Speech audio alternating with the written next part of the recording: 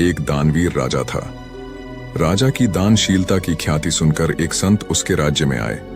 वे राजा से मिलने राजमहल पहुंचे और वहां दान लेने वालों की लंबी कतार में बैठ गए। राजा ने दान देने के लिए 2 कर्मचारी नियुक्त कर रखे थे। जब संत की बारी आई तो वे कर्मचारी से बोले, भाई, मैं आपके हाथ से नहीं, राजा के हाथ से दान लूंगा, अन्यथा खाली हाथ ही लौट जाऊंगा। राजा का सख्त आदेश था कि कोई भी याचक खाली हाथ न लौटे। संत की राजा से भेंट करवाई गई। राजा ने हाथ जोड़कर संत से उनकी इच्छा पूछी। तब संत बोले, राजन, मुझे बस इतना धन चाहिए जिससे मैं स्वर्ग जा सकूं। राजा ने हैरानी से पूछा, महात्मन, धन से आप स्वर्ग कैसे जा सकते हैं? कृपया स्पष्ट करें। तब संत ने समझाया, राजन, मैं आपको यह बताना चाहता हूं कि केवल दान देने से न तो आप सुखी हो पाएंगे और न ही दान मांगने वालों के जीवन में कोई परिवर्तन हो पाएगा। आप दान देते रहे तो एक दिन राजकोष खाली हो जाएगा। राजा ने उपाय पूछा तो संत ने कहा, आप जो धन दान में खर्च करते हैं उससे लोगों को रोजगार के साधन उपलब्ध कराएं। इससे उन लोगों को काम मिलेगा जो आज भिक्षावृत्ति पर पलने के अभ्यस्त हो चुके हैं। आपने उन्हें जो सुविधाएं दी हैं उससे वे कामचोर हो गए हैं। आप उन्हें परिश्रम करना सिखाइए। असमर्थ व्यक्ति को भी समर्थ बनाने की कोशिश करें ताकि वह अपनी मेहनत से अपना पेट पाल सके। यही सच्चा दान होगा। सार यह है कि स्वावलंबन आत्मविश्वास की अनिवार्य शर्त है और इसी पर सामाजिक व राष्ट्रीय विकास आधारित होता है। आत्म प्रशंसा करने का नतीजा भुगतना पड़ा। दीर्घ काल तक राज करने के बाद महाराज ययाति ने अपने पुत्र को सिंहासन सौंप दिया और स्वयं वन में जाकर तप करने लगे। कठोर तप के फलस्वरूप वे स्वर्ग में पहुंचे। उनके तप का प्रभाव इतना प्रबल था कि इंद्र उन्हें अपने से नीचे के आसन पर नहीं बैठा सकते थे। इसलिए इंद्र को उन्हें अपने सिंहासन पर अपने साथ बैठाना पड़ता था। यह बात इंद्र को तो अप्रिय लगती ही थी। देवता भी इसे स्वीकार नहीं कर पाते थे। इंद्र भी देवताओं की इस भावना से परिचित थे। एक दिन इंद्र ने कुछ सोचकर ययाति से पूछा, हे महात्मन, आपका पुण्य असीम है और तीनों लोकों में प्रसिद्ध है। आपकी बराबरी कोई नहीं कर सकता। मुझे यह बताइए कि आपने ऐसा कौन सा तप किया है जिसके प्रभाव से आप स्वर्गलोक में भी इच्छानुसार रह सकते हैं। इंद्र की बातें सुनकर ययाति के मन में अहंकार की भावना जाग उठी। इंद्र के वाक चातुर्य को न समझते हुए ययाति अहंकारी स्वर में बोले, देवता, गंधर्व, मनुष्य और आर्षियों में कोई भी ऐसा नहीं है जो मेरे समान तपस्वी हो। यह सुनते ही इंद्र ने आदेश दिया, ययाति, तत्काल मेरे सिंहासन से उठ जाओ। अपनी प्रशंसा अपने ही मुख से करके तुमने अपने सारे पुण्य समाप्त कर लिए हैं। तुमने यह जाने बिना कि देवता, मनुष्य, गंधर्व, अर्षियों ने क्या क्या तप किए, उनसे अपनी तुलना कर उनका घोर अपमान किया है। अब तुम स्वर्ग से गिरोगे। स्वयं की प्रशंसा कर ययाति ने अपने तप फल को समाप्त कर लिया और वे स्वर्ग से अलग कर दिए गए। वस्तुतः प्रशंसा अन्यों के द्वारा होना उत्तम है, क्योंकि यही लक्षण है, जबकि आत्म प्रशंसा ओछेपन का लक्षण है। सच्ची साधुता से साधु बना राजपुरोहित। एक राजा को अपने राज्य के धार्मिक कार्यों हेतु एक राजपुरोहित की आवश्यकता थी। चूंकि पहले वाले राजपुरोहित काफी बुजुर्ग होने के कारण अस्वस्थ रहे, फिर उनका अवसान हो गया। राजपुरोहित का पद रिक्त था। राजा ने विचार किया कि अत्यंत योग्य व्यक्ति को राजपुरोहित बनाना चाहिए, क्योंकि वह एक प्रकार से राज्य का आध्यात्मिक नेतृत्व करता है। बहुत सोच विचार करके राजा ने यह घोषणा की कि आज से 1 महीने के पश्चात वह राज्य के समस्त आश्रमों का दौरा करेंगे। जिस साधु का आश्रम सबसे बड़ा होगा उसे राजपुरोहित के पद पर नियुक्त किया जाएगा। ये घोषणा सुनकर सभी साधु अपने अपने आश्रमों का विस्तार करने में जुट गए। 1 महीने के पश्चात राजा राज्य के आश्रमों का दौरा करने निकले। वह कई आश्रमों में गए और उन्होंने देखा कि सबने अपने आश्रमों का भव्य विस्तार करने में कोई कसर नहीं छोड़ी। उसके बाद वह एक आश्रम में गए तो उन्होंने देखा वह आश्रम अत्यंत छोटा सा है। राजा ने वहां रहने वाले साधु से पूछा, महात्मन, क्या आपने हमारे द्वारा की गई घोषणा नहीं सुनी? साधु बोला, सुनी है राजन। राजा बोला, फिर आपने अपने आश्रम का विस्तार करके उसे बड़ा क्यों नहीं किया? साधु बोला, मेरा आश्रम तो अत्यंत विशाल है। राजा ने हैरानी से पूछा, वो कैसे? तब साधु बोला, राजन, यह संपूर्ण संसार मेरा आश्रम है। मैं कहीं भी रहकर धर्म, शिक्षा और ज्ञान का प्रसार कर सकता हूं। यह सुनकर राजा बहुत प्रभावित हुआ और उसने हाथ जोड़कर कहा, महात्मन, इस राज्य को आपके आध्यात्मिक मार्गदर्शन की अत्यंत आवश्यकता है। आपके आध्यात्मिक मार्गदर्शन से मेरे राज्य की प्रजा का कल्याण होगा। कृपया आप मेरे राज्य के राजपुरोहित का पद ग्रहण कर मुझे कृतार्थ करें। साधु ने राजा से कहा, राजन, मैं चाहे जंगल में रहूं, पहाड़ों पर रहूं या आपके नगर में रहूं, मेरा केवल एक ही उद्देश्य है, अपने ज्ञान और शिक्षा से मानव को धर्म के रास्ते पर चलाए रखना। आपका आदर भाव और प्रजा के कल्याण की भावना देखकर मैं इस पद को स्वीकार करता हूं। वस्तुत समाज के कल्याण के लिए स्वयं को प्रत्येक स्तर पर समर्पित करना ही सच्ची साधुता है। मनगढ़ंत अनुमान लगाने वाले बने उपहास के पात्र। मोहन और नितिन दो मित्र थे। दोनों बिना सोचे विचारे किसी भी व्यक्ति अथवा परिस्थिति के विषय में अनुमान लगा लिया करते थे। उनके अनुमान अधिकतर गलत निकलते और वे उपहास के पात्र बन जाते थे, किंतु फिर भी दोनों सुधरने का नाम नहीं लेते थे। दोनों के परिजन उनकी इस आदत से परेशान थे। एक दिन दोनों के अभिभावकों ने उन्हें सुधारने के लिए एक नाटक रचा। उन्होंने एक व्यक्ति को जानबूझकर दोनों के सामने भेजा। वह व्यक्ति लंगड़ाकर चल रहा था। उसे देखकर झट से मोहन बोला, मैं निश्चित रूप से कह सकता हूं कि यह पैदाइशी लंगड़ा है। नितिन उसकी बात काटते हुए बोला, नहीं, मेरा मानना है कि यह दुर्घटना में लंगड़ा हुआ है। दोनों के बीच बहस होने लगी। तभी वहां मोहन और नितिन के पिता आए और अपने अपने पुत्र को सही बताकर परस्पर लड़ने लगे। अपने अपने पिता को बुरी तरह लड़ते देख वह हैरान हो गए। बात बढ़ती देख दोनों घबरा गए। दोनों ने तय किया कि जिसका अनुमान गलत निकलेगा वह बिना विचारे आजीवन अनुमान नहीं लगाएगा। फिर दोनों ने उस आदमी से लंगड़ाने का कारण पूछा तो वह बोला, मैं तो लंगड़ाकर इसलिए चल रहा हूं क्योंकि मेरी एक चप्पल टूट गई है। यह सुनकर दोनों को अपनी मूर्खता का एहसास हुआ और उन्होंने कभी अविचारित अनुमान न लगाने की कसम खा ली। अत ठोस प्रमाण और परिस्थिति जन्य साक्ष्य के आधार पर ही अनुमान लगाना उचित होता है, अन्यथा उपहास का पात्र बनते देर नहीं लगती। नारद मुनि ने किया ज्ञान का लोक विस्तार। नारद जी कलयुग का क्रम देखते हुए एक बार वृंदावन पहुंचे। उन्होंने एक स्थान पर देखा कि एक युवती के पास दो पुरुष मूर्छित पड़े हैं और युवती अत्यधिक दुखी है। जब नारद जी उसके पास पहुंचे तो वह युवती रोने लगी। नारद जी ने उसके दुख का कारण पूछा तो वह बोली, मैं भक्ति हूं। मेरे ये दो पुत्र ज्ञान और वैराग्य असमय ही वृद्ध हो गए हैं और मूर्छित पड़े हैं। इनकी मूर्छा दूर करें।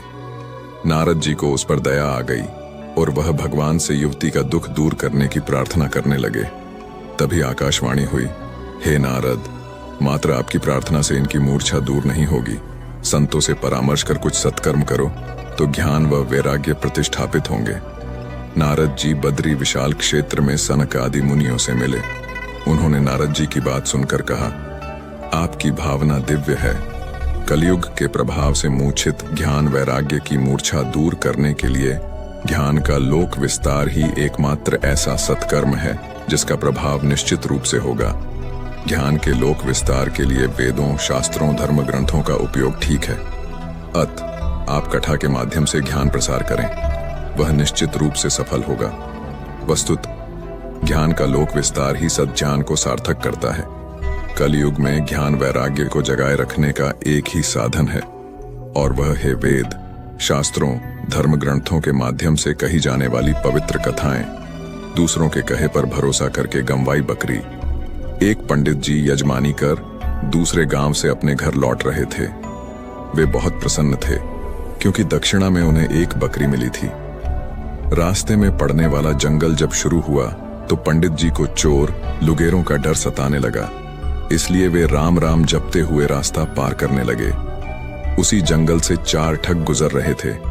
चारों ठगों ने दूर से पंडित जी को बकरी के साथ देख लिया और फिर एक घने पेड़ के पीछे छिपकर बैठे गए। पंडित जी की दुधारू बकरी को देखते ही वे उसे हथियाने की योजना बनाने लगे। चारों ने उनकी दुधारू बकरी लूटने की योजना बना ली। 2 ठग आगे बढ़कर पंडित जी के पास पहुंचे। उन्हें प्रणाम कर बोले, महाराज, यह कुत्ता ऊंची नस्ल का लगता है, आपको किसने दिया? पंडित जी ने चिढ़कर कहा, यह बकरी तुम्हें कुत्ता दिखाई दे रही है, यह तो मुझे दक्षिणा में मिली है। किंतु दोनों ठग यही कहते रहे, आपके साथ किसी ने मजाक किया है और बकरी के स्थान पर कुत्ता दे दिया है। पंडित जी आगे बढ़े तो उन्हें 2 ठग और मिले और उन्होंने भी बकरी को कुत्ता बताया। पंडित जी सोचने लगे कि 4 लोग असत्य नहीं बोल सकते। उन्हें विश्वास हो गया कि जो उन्हें दक्षिणा में दी गई है वह बकरी नहीं, कुत्ता है। उन्होंने बकरी को जंगल में छोड़ दिया और अपने यजमान को कोसते हुए घर की ओर चल दिए। इस प्रकार ठगों ने पंडित जी की बकरी हथिया ली। कथा का सार यह है कि दूसरों के कहे सुने पर विश्वास करने से प्राय बुरे नतीजे भुगतने पड़ते हैं। इसलिए अपने ऊपर विश्वास रखते हुए और परिस्थितियां पहचान कर स्वविवेक से निर्णय करना चाहिए। गृहस्थिन ने समझाए सन्यासी को साधना के मायने। एक युवक अपनी विधवा मां को अकेली छोड़कर भाग निकला और एक मठ में जाकर तंत्र साधना करने लगा। कई वर्ष बीत गए। एक दिन उस युवक ने अपने वस्त्र सूखने के लिए डाले और वहीं आसन बिछाकर ध्यानमग्न हो गया। जब आंखें खोली तो देखा कि एक कौवा चोंच से उसके एक वस्त्र को खींच रहा है। यह देख युवक ने क्रोधित हो कौवे की ओर देखा तो कौवा जलकर राख हो गया। अपनी सिद्धि की सफलता देख वह फूला नहीं समाया। अहंकार से भरा वह भिक्षा के लिए चला। उसने एक द्वार पर पुकार लगाई किंतु कोई बाहर नहीं आया। उसे बड़ा क्रोध आया। उसने कई आवाजें लगाईं। तब किसी स्त्री ने कहा, महात्मन कुछ देर ठहरिए, मैं साधना समाप्त होते ही आपको भिक्षा दूंगी। युवक का पारा चढ़ गया। उसने कहा, दुष्टा, साधना कर रही है या हमारा परिहास? तू जानती नहीं इसका कितना बुरा परिणाम होगा। वह बोली, जानती हूं आप शाप देंगे कि मैं कौवा नहीं हूं जो आपकी क्रोधाग्नि में जलकर भस्म हो जाऊं। मां को अकेली छोड़कर अपनी मुक्ति चाहने वाले अहंकारी सन्यासी, तुम मेरा कुछ नहीं बिगाड़ सकते। युवक का दर्प चूर हो गया। जब गृहस्वामिनी भिक्षा देने बाहर आई तो युवक ने उसकी साधना का राज पूछा। वह बोली, मैं गृहस्थ धर्म की साधना निष्ठा पूर्वक करती हूं। युवक को एहसास हुआ कि उसने न तो गृहस्थ धर्म और न ही साधु धर्म की ठीक से साधना की है। वह अहंकार त्याग घर लौट गया।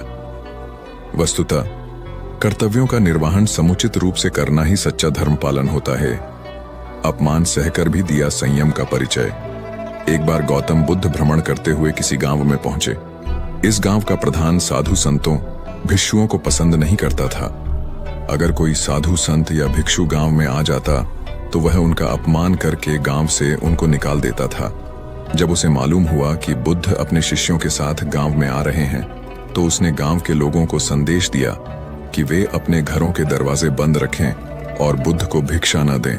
गौतम बुद्ध को किसी ने पहले ही ग्राम प्रधान के स्वभाव से परिचित करा दिया था। गौतम बुद्ध गांव में आकर सबसे पहले ग्राम प्रधान के घर के आगे पहुंचे।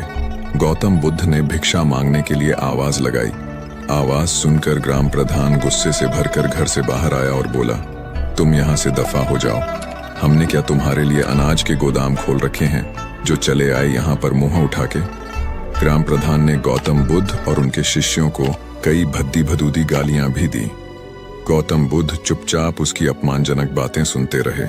जब वह बोल चुका तब उन्होंने कहा, हे ग्राम प्रधान, आप मेरी एक बात का जवाब दें।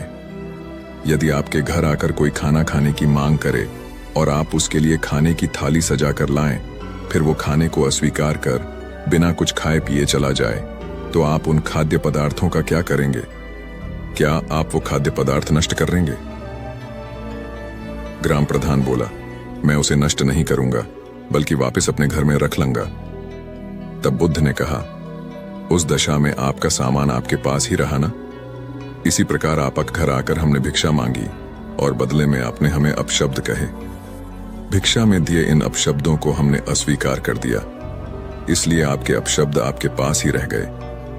ग्राम प्रधान को गौतम बुद्ध की बातों का मतलब समझ में आ गया।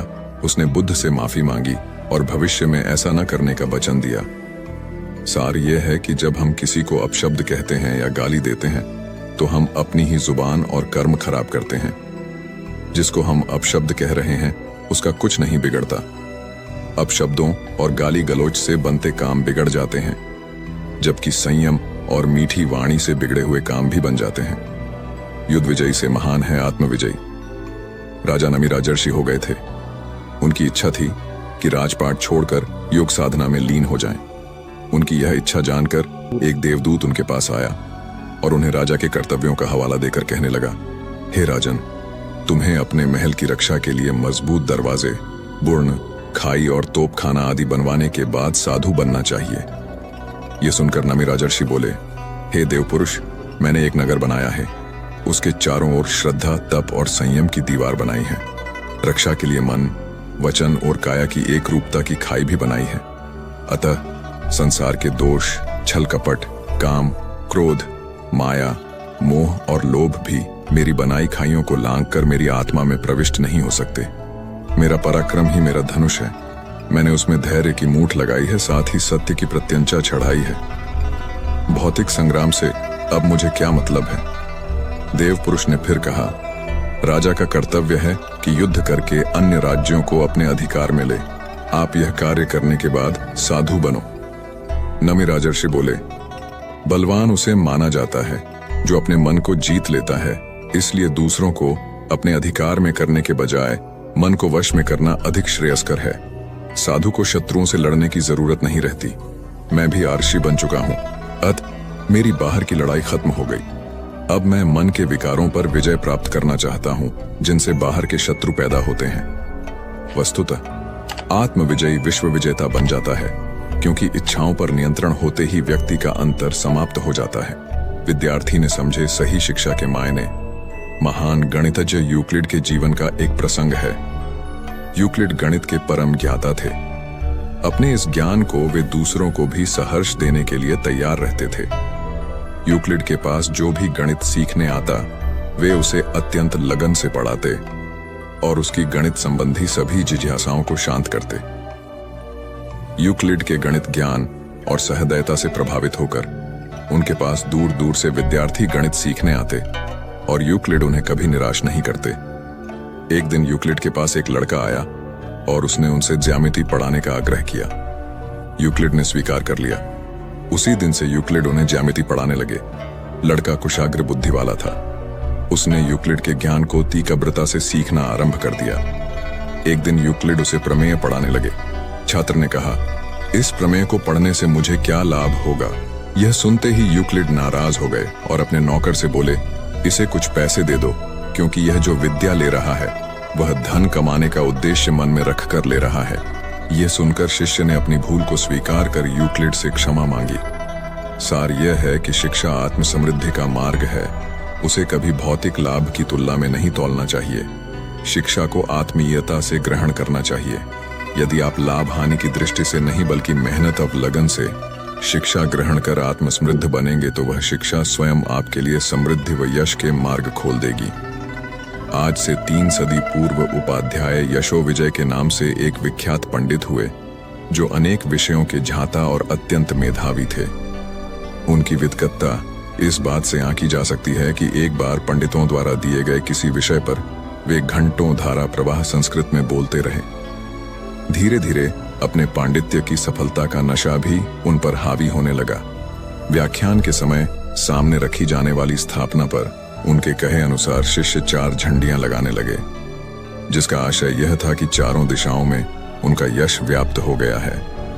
विद्वत्ता और सफलता का यह प्रदर्शन उनके शिष्यों को ठीक नहीं लगा, किंतु उन्हें टोकने का साहस कोई नहीं कर पाया। एक दिन एक शिष्य ने बड़ी चतुराई से उनसे कहा, गुरुदेव, आपका पांडित्य धन्य है। मैं बड़ा भाग्यवान हूं जो आप जैसे महापुरुष के दर्शन हुए और मैं आपका शिष्य बना। आपके द्वारा शिक्षा पाकर मैं अत्यंत धन्य हुआ। पंडित जी का सीना गर्व से चौड़ा हो गया। फिर शिष्य ने पूछा, एक प्रश्न कई दिनों से मेरे मन में उठ रहा है, आज साहस कर पूछ रहा हूं। क्या गौतम स्वामी व सुधर्मा स्वामी भी आप जैसे विद्वान थे? पंडित जी बोले, वे तो महान विद्वान थे, मैं तो उनके चरणों की धूल भी नहीं हूं। तब शिष्य ने कहा, फिर तो वे भी अपनी स्थापना की चतुर्दिश ध्वजा लगाते होंगे। पंडित जी को तत्काल अपनी गलती का ज्ञान हुआ और उन्होंने वे ध्वजाएं तोड़कर फेंक दी। अब उनका हृदय अंधकार से रहित हो गया। कथा का सार यह है कि ज्ञान का सात्विक आलोक तभी मुखर और सार्थक होता है जब वह अभिमान से रहित हो। अंधकार रहित ज्ञान ही सच्चा मार्गदर्शक होता है। यह एक जातक कथा है। एक देश के राजा को शिकार खेलने का बहुत शौक था। वह प्रतिदिन शिकार खेलने जंगल जाता था। रोज वह किसी न किसी जंगली जानवर का शिकार करता। जंगल के जानवर बहुत परेशान थे। एक बार जंगल में राजा शिकार के लिए गया। वह जंगल में एक ऐसे स्थान पर पहुंचा जहां चींटियों की बिलें थीं। राजा के घोड़े के पैरों से चींटियों की बिलें नष्ट हो गईं। अनेक चींटियां मारी गईं और उनके अंडे भी नष्ट हो गए। अपनी जाति और वंश को तहस नहस हुआ देख चींटियों के सरदार को बहुत गुस्सा आया। उसने राजा से बदला लेने की ठानी। उसने सभी चींटियों को एकत्रित किया और कहा, हम राजा से युद्ध करके उससे बदला लेंगे। वह अपनी चींटियों की सेना लेकर राजा के महल की ओर चल पड़ा। चींटियों के राजा को रास्ते में बंदर मिला।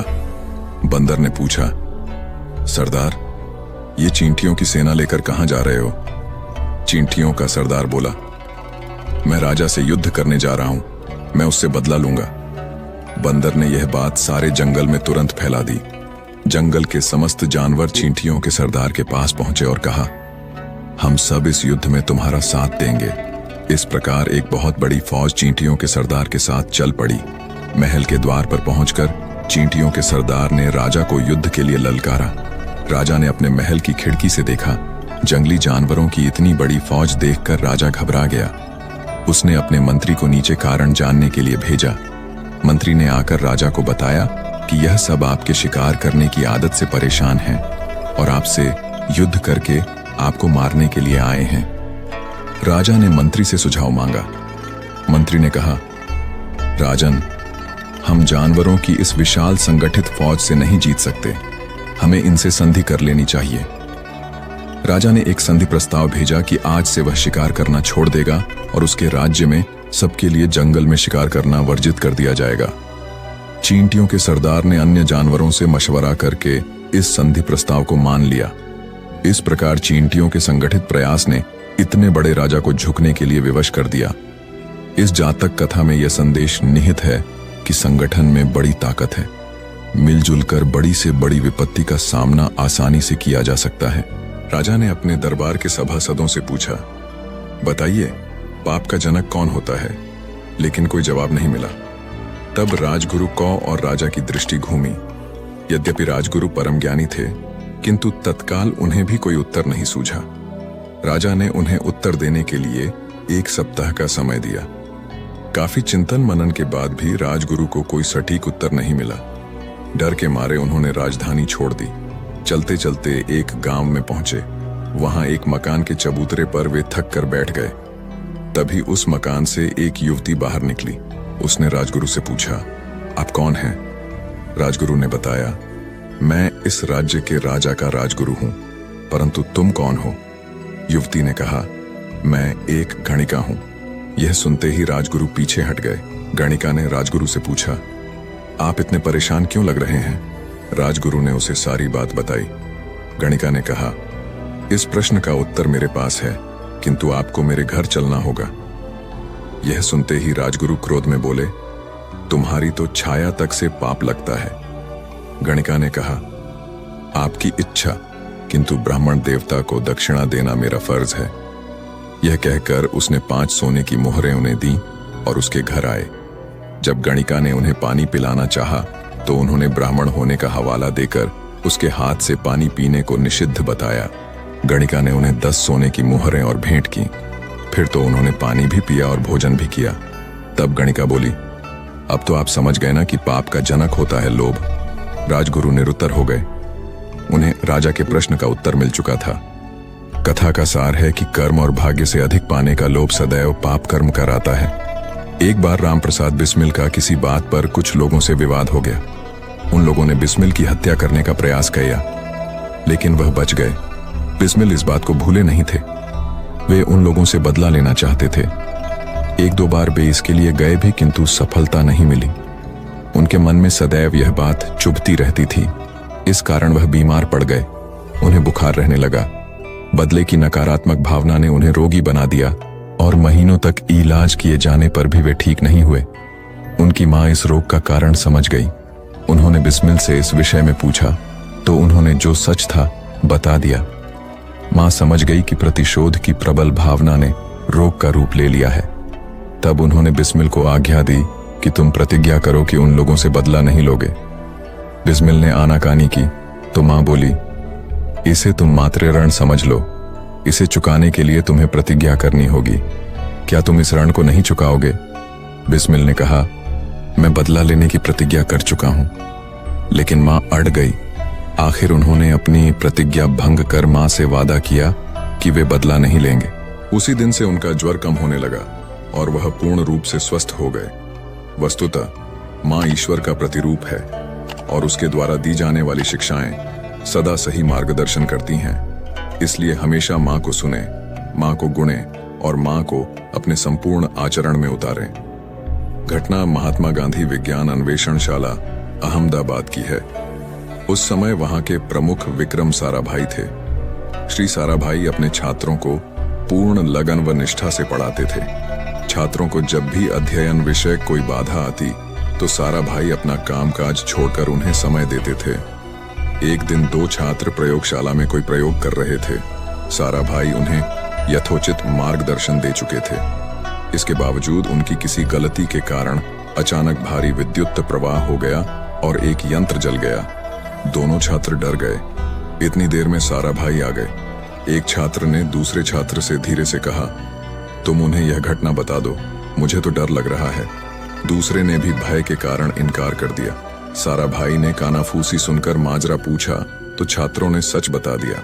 तब साराभाई न तो क्रोधित हुए और न ही उनके चेहरे पर कोई तनाव दिखाई दिया। वे सहजता से बोले, इतनी सी बात थी, तुम लोग चिंता मत करो। छात्र जब अध्ययन व प्रयोग करते हैं तो ऐसी घटनाएं हो ही जाती हैं। गलतियां नहीं होगी तो तुम सीखोगे कैसे?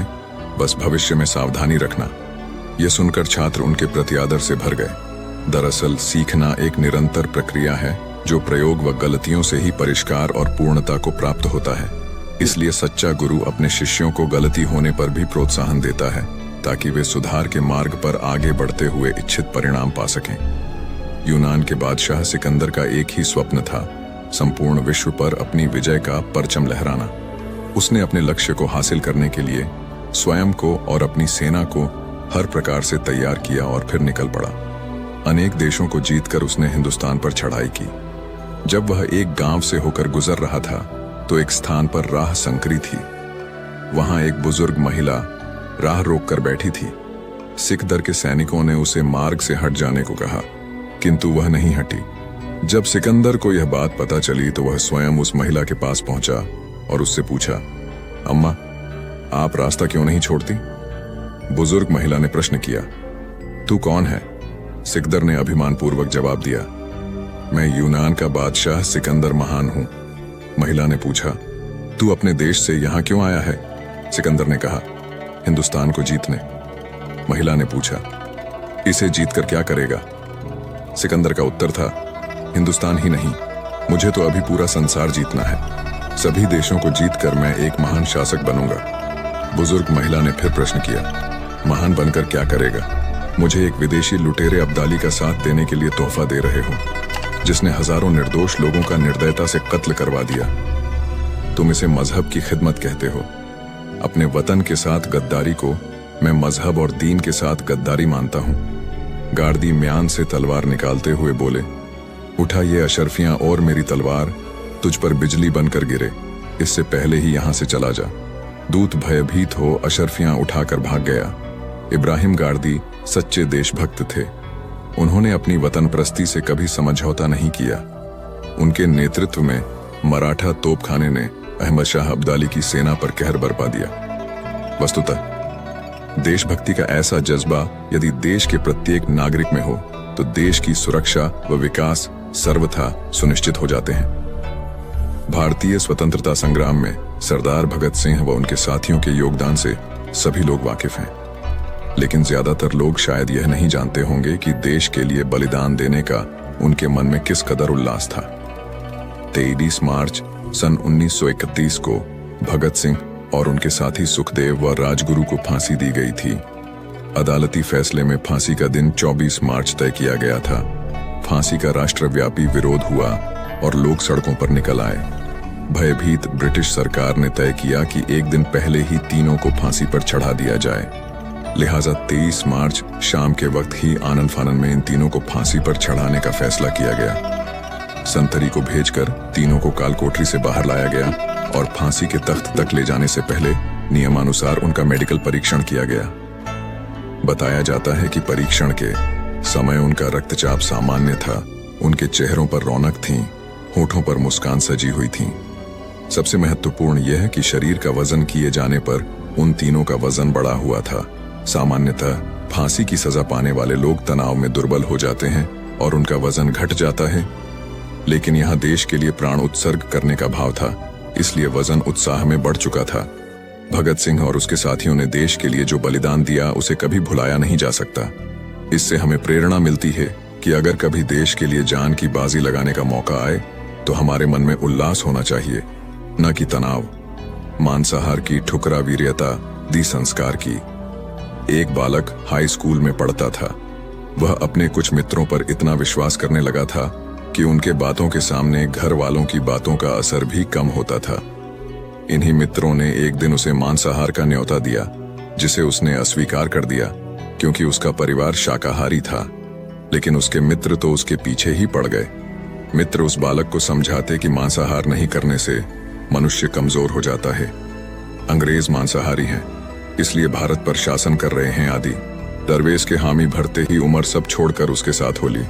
दोनों पैदल कुछ ही मील चले होंगे कि दरवेश ने कहा, मैं आपके ठिकाने पर अपना कासा कटोरा भूल आया हूं, उसे लेने के लिए वापस जाना होगा। तब संत उमर बोले, मैं तुम्हारे कहने पर अपनी संपत्ति को पल भर में ठोकर मारकर आ गया, किंतु तुम मामूली से कटोरे का मोह नहीं छोड़ सके। जब तक मन में मोह है, सत्य की प्राप्ति कठिन है। दरवेश को अपनी भूल का एहसास हुआ और उसने उमर से क्षमा मांगी। सार ये है कि धन संपत्ति से कभी मोह न करें। जितना अधिक आप धन संपत्ति से मोह करेंगे उतना ही आपका लालच बढ़ेगा और लालच आपको गलत रास्ते पर ले जाएगा। मोह करना है तो ईश्वर से करें। ईश्वर से मोह ही सभी दुखों से मुक्ति का मार्ग है। संत रज्जब सदैव खुदा के स्मरण में लगे रहते थे। न कभी बुरा कहते, न सोचते और न करते। अपने संपर्क में आने वाले प्रत्येक व्यक्ति को सदाचरण की शिक्षा देते और सदा प्रेम की मीठी वाणी बोलते थे। रज्जब अपने गांव के लोगों की श्रद्धा का केंद्र थे। सभी ग्रामवासी उनकी बातों को बड़े ध्यान से सुनते और अपने व्यवहार में उनका अनुसरण भी करते। एक बार काम की तलाश में किसी और स्थान से एक युवक जुबेर उस गांव में आया। उसे काम तो मिल गया, किंतु पैसा आते ही वह शराब और जुए का आदी बन गया। शराब पीकर वह लोगों को अपशब्द कहता और पूरे गांव में हंगामा मचाता। सभी लोग बहुत परेशान हो गए। एक दिन अधिक शराब पीने के कारण जुबेर नाली में गिर पड़ा। कई लोग वहां पर एकत्रित हो गए, किंतु जुबेर की मदद किसी ने नहीं की। तभी उधर से संत रज्जब निकले। उन्होंने जुबेर को नाली में पड़े देखा तो उसे उठाया और उसका मुंह धोया। संत रज्जब बोले, नौजवान, जिस मुंह से ऊपर वाले का पवित्र नाम लेना चाहिए उससे शराब पीकर अपशब्द कहना गुनाह है। किंतु जुबेर ने यह सब नहीं सुना, क्योंकि वह होश में नहीं था।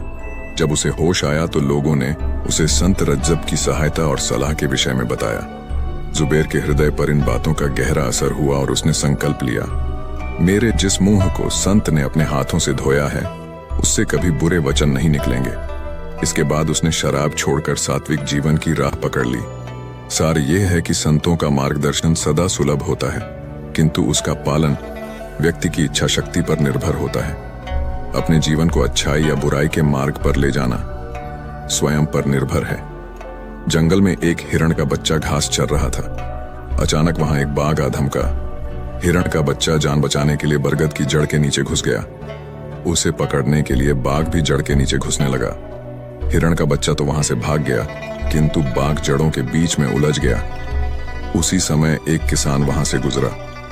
बाघ ने उसे जड़ से निकालने की प्रार्थना की। किसान ने कहा, मैं तुम्हारी मदद नहीं कर सकता, तुम विश्वास करने योग्य नहीं हो, तुम आजाद होकर मुझे ही मार डालोगे। मैं तो अपने रास्ते जा रहा हूं, तुम इस उलझन से स्वयं प्रयास करके निकल सकते हो। बाघ ने फिर प्रार्थना की, मैं तुम्हें आश्वासन देता हूं कि मैं तुम्हें कोई नुकसान नहीं पहुंचाऊंगा, कृपया मुझे यहां से बाहर निकालो। किसान ने गंभीर सोच विचार किया और फिर उसने जड़ों का निरीक्षण किया। निरीक्षण के बाद किसान ने कहा, तुम विश्वास करने योग्य तो नहीं हो, किंतु मनुष्य होने के नाते मेरा फर्ज है कि मैं मुसीबत में पड़े प्राणी की मदद करूं। मैं तुम्हें इन जड़ों से निकलने का तरीका बता देता हूं, तुम स्वयं प्रयास कर निकल जाना। किसान ने उसे निकलने का तरीका बताया और दूर जाकर एक पेड़ के पास खड़ा हो गया। बाघ प्रयास कर थोड़ी देर में उस उलझन से निकल आया। बाघ ने किसान से कहा, हे मनुष्य, दूर क्यों खड़े हो, मेरे पास आओ। किसान बोला, तुम आजाद हो गए हो, अब तुम अपने रास्ते जाओ और मैं अपने रास्ते जाता हूं। अचानक बाघ के तेवर बदल गए और बोला, मैं कल से भूखा हूं, मैं तुम्हें खाकर अपनी भूख शांत करूंगा। बाघ हमला करने की मुद्रा में आया तो किसान अपनी जान बचाने के लिए तेजी से पेड़ पर चढ़ गया। बाघ पेड़ के नीचे आकर खड़ा हो गया। पेड़ पर चढ़कर किसान बोला, मुझे पता था तुम विश्वासघात करोगे। इसी बीच उधर से एक लोमड़ी गुजरी। उसने किसान से पूछा, पेड़ पर क्यों चढ़े हो? किसान ने सारी बात बताई। किसान की बात सुनकर लोमड़ी बोली, अरे मूर्ख, यह हमारे जंगल के राजा हैं। एक बरगद की जड़ में राजा फंस ही नहीं सकते।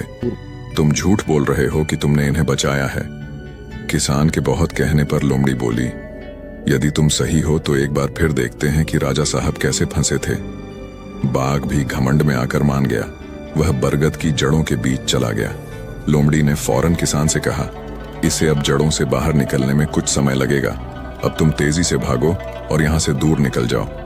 किसान पेड़ से कूदा और तुरंत तेजी से भागा और दूर निकल गया। सार यह है कि जो सदा से बदनाम और विश्वासघाती रहे हों, उन पर विश्वास करना ज्यादातर मौकों पर ठीक नहीं होता।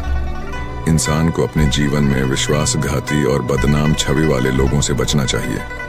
विश्वास उन्हीं पर करना चाहिए जो साफ छवि के हों और भरोसेमंद हों। मरने के बाद भी मोह से नहीं मिली मुक्ति। किसी गांव में एक संत आए। उनकी ख्याति सुनकर गांव का एक वृद्ध किसान उनसे मिलने पहुंचा। उसने अपने कुछ कष्ट बताए और मुक्ति की राह पूछी। संत बोले, तुम वृद्ध हो गए हो, चलो मैं तुम्हें अपने साथ भक्ति के मार्ग पर लिए चलता हूं। ऐसा करने से तुम कष्टों से पूर्णतः मुक्त हो जाओगे। किसान को अपने परिवार से मोह था। वह बोला, महाराज, जरा पोते पोतियों के साथ समय गुजार लूं, फिर मैं आपके साथ चलूंगा। संत ने हामी भर दी। कुछ वर्षों के बाद संत वापस आए तो वृद्ध किसान बोला, जरा अपने पोते पोतियों का विवाह देख लूं, फिर मैं आपके साथ चलूंगा। संत ने हामी भर दी। कुछ वर्षों के बाद फिर संत आए तो उन्होंने देखा कि वृद्ध किसान के घर के बाहर एक कुत्ता बैठा है। संत ने योग बल से जान लिया कि वृद्ध किसान की मृत्यु हो गई है और अब उसने इस कुत्ते के रूप में नया जन्म लिया है। मृत्यु तक रिश्तों के मोह में पड़े रहने से उसे कुत्ते का जन्म मिला है। संत ने योग बल से कुत्ते को उसके पूर्व जन्म को याद दिलाई तो वह बोला, मेरे पड़पोते पड़पोतियां अभी नादान हैं। आजकल जमाना खराब है, मुझे उनकी रखवाली करनी है। वो थोड़े समझदार हो जाएं, फिर आपके साथ चलूंगा। संत हंसकर बोले, अब नहीं आऊंगा, क्योंकि तुम फिर कोई बहाना खोज लोगे। सार यह है कि संसारी जीव कभी अपने परिवार के मोह से मुक्त नहीं हो पाता। इंसान पूरा जीवन काल अपने परिवार के प्रति दायित्वों को निभाता है, लेकिन जब वह अपने जीवन के अंतिम पड़ाव पर होता है, तब भी वो रिश्तों के मोह में बंधा रहता है। इंसान को चाहिए कि कम से कम वृद्धावस्था में तो रिश्तों का मोह त्यागे और ईश्वर का नाम स्मरण कर मोक्ष का रास्ता पकड़े। साध्वी महालक्ष्मी सुबह बगीचे में जाकर कबूतरों को दाना खिलाती थी। यह उनका प्रतिदिन का नियम था। शेष समय वह अध्ययन और आध्यात्मिक चर्चा में व्यतीत करती थी। साध्वी महालक्ष्मी जिस बगीचे में जाकर कबूतरों को दाना चुगाती थी, वहां पर कई नौजवान युवक सुबह टहलने आते थे। एक दिन साध्वी महालक्ष्मी सुबह बगीचे में कबूतरों को दाना चुगा रही थी और नौजवान युवक इधर उधर टहल रहे थे। साध्वी ने कुछ सोचा और अचानक जोर जोर से हंसने लगी। सभी युवक हंसी सुनकर साध्वी के पास पहुंच गए और हंसने का कारण पूछने लगे। साध्वी बोली, मैं इसलिए हंसी कि जिस धरती पर तुम जैसे सजीले, सुंदर और बलिष्ठ नौजवान हो, वह धरती कितनी भाग्यशाली है। मेरी हंसी वास्तव में ईश्वर के प्रति आभार है। युवक यह सुनकर बहुत खुश हुए। साध्वी फिर से कबूतरों को दाना चुगाने में व्यस्त हो गई। फिर अचानक थोड़ी देर बाद वह जोर जोर से रोने लगी। उनका रोना देख सारे युवक बेचैन हो गए और उनसे रोने का कारण पूछने लगे। साध्वी ने कहा, पहले तो मैं यह देखकर हंसी थी कि धरती पर कितने युवा हैं, लेकिन अब मैं रोई तो इसलिए कि सारे युवा सेवा की भावना से दूर हैं। यदि युवा अपनी शक्ति का उपयोग सृजनात्मक कार्यों के साथ सेवा में करे तो जगत का कल्याण हो जाएगा। पर ऐसा न होते देखकर मेरे आंसू निकल आए। युवकों ने अपनी भूल स्वीकारी। साध्वी ने उन्हें प्रेरित किया कि यदि उनसे कोई बड़ी सेवा न हो सके तो वे प्यासे को पानी, परिंदों को दाना और मीठी बोली बोलकर ही सुकून पहुंचाएं। वस्तुतः युवावस्था की ऊर्जा को सद्कार्यों में लगाना आत्मिक शांति का वाहक तो बनता ही है, समाज को सकारात्मक परिणाम देकर उसकी उन्नति का मार्ग भी खोलता है। एक हरे भरे पेड़ पर बहुत सुंदर फूल और फल लगते थे। उसकी सुंदरता और संपन्नता के कारण बहुत सारे पक्षी उस वृक्ष पर घोंसला बनाकर रहते थे। वृक्ष भी खुशी खुशी उन्हें आश्रय और भोजन देता था। आते जाते मुसाफिरों को वह शीतल छाया देता जिसमें 2 घड़ी रुककर वे अपनी थकान दूर कर लेते थे। पेड़ के आसपास हमेशा रौनक लगी रहती थी और पेड़ को भी सभी की मदद करके खुशी भरा एहसास होता था। समय गुजरने के साथ साथ पेड़ पर नए पत्ते और फल फूल आने कम हो गए। ऐसा होने पर पक्षियों ने पेड़ पर आना बंद कर दिया। उन्हें लगा कि पेड़ पर अब हरियाली नहीं है और शाखाएं भी सूख गई हैं। छाया न रहने पर मुसाफिरों ने भी वहां रुकना बंद कर दिया। पेड़ दुखी हो गया। वह सोचता कि उम्र भर में सभी की मदद करता रहा, किंतु अब शायद मेरी मृत्यु का वक्त नजदीक आ गया है। अब मैं किसी के काम ना आ सकूंगा। एक दिन एक संत उधर से गुजरे। वे सिद्धि प्राप्त थे। उन्हें पेड़ के दुख का एहसास हुआ। उनके द्वारा पूछने पर पेड़ ने अपनी पीड़ा बयान की। आजीवन मुझसे पशु, पक्षी और मनुष्य लाभान्वित हुए, किंतु अब मैं किसी के काम का नहीं रहा। कुछ लोग तो मुझे काटने की बात कर रहे हैं। तब संत बोले, तुम अपने सोचने का नजरिया बदल लो।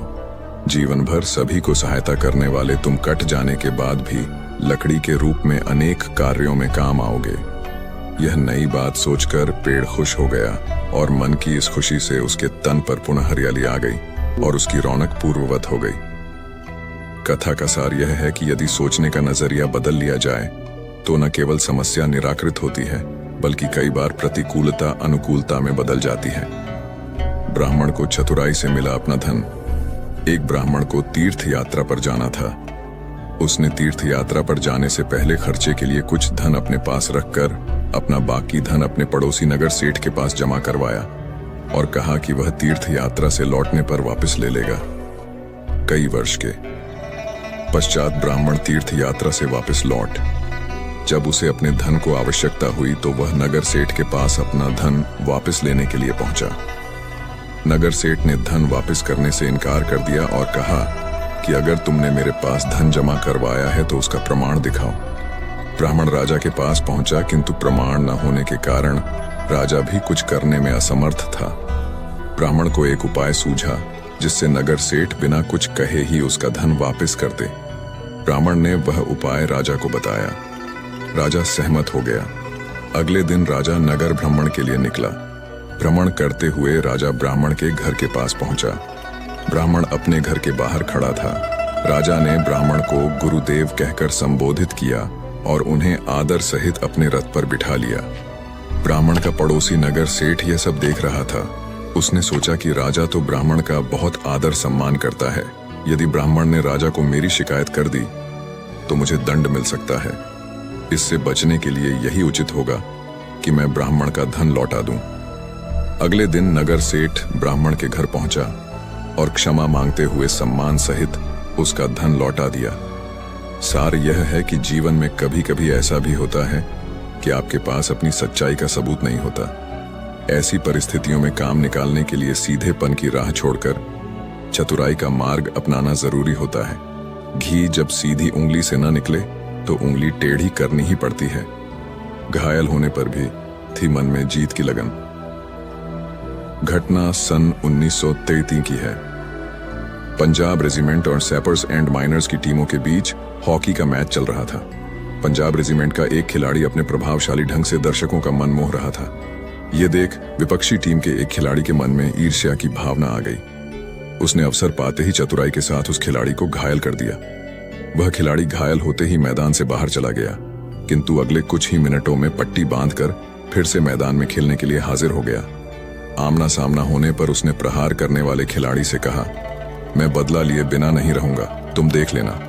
यह सुनकर उस खिलाड़ी के मन में भय बैठ गया कि वह खिलाड़ी भी अवसर पाते ही उस पर चोट करेगा। अत वह संभल कर खेलने लगा। घायल खिलाड़ी के चेहरे पर एक दृढ़ निश्चय झलक रहा था। उसके खेल में और अधिक पैनापन आ गया। उसने विपक्षी टीम पर एक के बाद एक 6 गोल कर दिए और अपनी टीम को जीता दिया। खेल समाप्त होने पर वह प्रहार करने वाले खिलाड़ी के पास जाकर बोला, तुमने मुझ पर वार करके मुझे बदला लेने के लिए मजबूर कर दिया था। इसी भावना से मैंने 6 गोल किए और अपना बदला पूरा किया। ये घायल खिलाड़ी थे मेजर ध्यानचंद, जो आगे चलकर हॉकी के जादूगर की उपाधि से अलंकृत हुए। अत व्यक्ति या प्रकृति प्रदत्त प्रतिकूलताओं से निराश न होते हुए उन्हें ही आगे बढ़ने का जरिया बना लिया जाए तो बड़ी उपलब्धियां हासिल हो सकती हैं। प्रलोभनों के आगे नहीं झुका मराठा सेनापति। इब्राहिम गार्दी मराठा तोपखाने का सेनापति था। एक बार युद्ध भूमि में उनके शिविर में एक सैनिक आया और उन्हें सलाम कर बोला, हुजूर, मैं बादशाह अहमद शाह अब्दाली का दूत हूँ। उनकी ओर से आपके लिए एक पैगाम लाया हूँ। यदि आप युद्ध में उनका साथ देंगे तो आप न सिर्फ अपने मजहब की खिदमत करेंगे बल्कि ऊंचे ओहदे और अतुलित धन संपत्ति से नवाजे जाएंगे। फिलहाल उनकी तरफ से यह तोहफा कबूल करें। यह कहते हुए अशरफियों से भरा एक थैला उसने गार्दी के पैरों के पास रख दिया। गार्दी ने यह सुनते ही क्रोध से लाल पीला होकर कहा, यदि तुम दूत न होते तो तुम्हारा सिर यहीं कलम कर देता। तुम इस मुल्क के ही नहीं दीन के भी दुश्मन हो। मुझे एक विदेशी लुटेरे अब्दाली का साथ देने के लिए तोहफा दे रहे हो, जिसने हजारों निर्दोष लोगों का निर्दयता से कत्ल करवा दिया। तुम इसे मजहब की खिदमत कहते हो। अपने वतन के साथ गद्दारी को मैं मजहब और दीन के साथ गद्दारी मानता हूँ। गार्दी म्यान से तलवार निकालते हुए बोले, उठा ये अशरफियां और मेरी तलवार तुझ पर बिजली बनकर गिरे, इससे पहले ही यहाँ से चला जा। दूत भयभीत हो अशरफियां उठाकर भाग गया। इब्राहिम गार्दी सच्चे देशभक्त थे। उन्होंने अपनी वतन प्रस्ती से कभी समझौता नहीं किया। उनके नेतृत्व में मराठा तोपखाने ने अहमद शाह अब्दाली की सेना पर कहर बरपा दिया। वस्तुतः देशभक्ति का ऐसा जज्बा यदि देश के प्रत्येक नागरिक में हो तो देश की सुरक्षा व विकास सर्वथा सुनिश्चित हो जाते हैं। भारतीय स्वतंत्रता संग्राम में सरदार भगत सिंह व उनके साथियों के योगदान से सभी लोग वाकिफ हैं, लेकिन ज्यादातर लोग शायद यह नहीं जानते होंगे कि देश के लिए बलिदान देने का उनके मन में किस कदर उल्लास था। 23 मार्च सन 1931 को भगत सिंह और उनके साथी सुखदेव व राजगुरु को फांसी दी गई थी। अदालती फैसले में फांसी का दिन 24 मार्च तय किया गया था। फांसी का राष्ट्रव्यापी विरोध हुआ और लोग सड़कों पर निकल आए। भयभीत ब्रिटिश सरकार ने तय किया कि एक दिन पहले ही तीनों को फांसी पर चढ़ा दिया जाए। लिहाजा 23 मार्च शाम के वक्त ही आनन फानन में इन तीनों को फांसी पर चढ़ाने का फैसला किया गया। संतरी को भेजकर तीनों को कालकोठरी से बाहर लाया गया और फांसी के तख्त तक ले जाने से पहले नियमानुसार उनका मेडिकल परीक्षण किया गया। बताया जाता है कि परीक्षण के समय उनका रक्तचाप सामान्य था, उनके चेहरों पर रौनक थी, होठों पर मुस्कान सजी हुई थी। सबसे महत्वपूर्ण यह है कि शरीर का वजन किए जाने पर उन तीनों का वजन बढ़ा हुआ था। सामान्यतः फांसी की सजा पाने वाले लोग तनाव में दुर्बल हो जाते हैं और उनका वजन घट जाता है, लेकिन यहाँ देश के लिए प्राण उत्सर्ग करने का भाव था, इसलिए वजन उत्साह में बढ़ चुका था। भगत सिंह और उसके साथियों ने देश के लिए जो बलिदान दिया उसे कभी भुलाया नहीं जा सकता। इससे हमें प्रेरणा मिलती है कि अगर कभी देश के लिए जान की बाजी लगाने का मौका आए तो हमारे मन में उल्लास होना चाहिए, न कि तनाव।